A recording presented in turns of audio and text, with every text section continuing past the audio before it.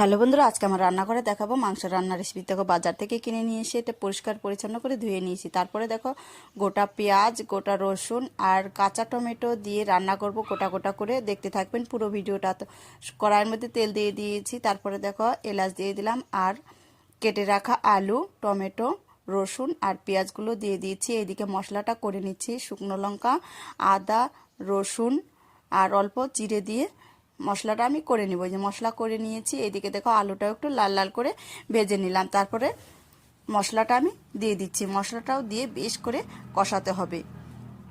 তারপর স্বাদ মতো লবণ আর হলুদের গুঁড়ো দিয়ে দিব। এখানে দিয়ে দিচ্ছি অল্প টমেটো সস দিয়ে আবারও আমি কিন্তু নেড়ে চেড়ে নিব। 2টা তেজপাতা দিয়ে দিব। আর ভিডিওটি ভালো লাগলে অবশ্যই সাবস্ক্রাইব, লাইক, কমেন্ট করে পাশে থাকবেন। আর ফেসবুক থেকে দেখে থাকলে অবশ্যই ফলো দিয়ে পাশে থাকবেন। তো দেখো, তারপরে মাংসগুলো আমি দিয়ে দিব। মশলাটা ভালো করে কষানোর পর আমি মাংস দিয়ে দিচ্ছি। এইভাবে করে বেশ করে কিন্তু কষাতে হবে। আগে থেকে যেহেতু আমি লবণ দিয়ে দিয়েছি, আর পরে কিন্তু আমি আর লবণ দিব না। কষানো হয়ে গেছে। এখন আমি দিয়ে দিচ্ছি পরিমাণ মতো জল। বেশিটাও জল দিব না, অল্প জল দিব।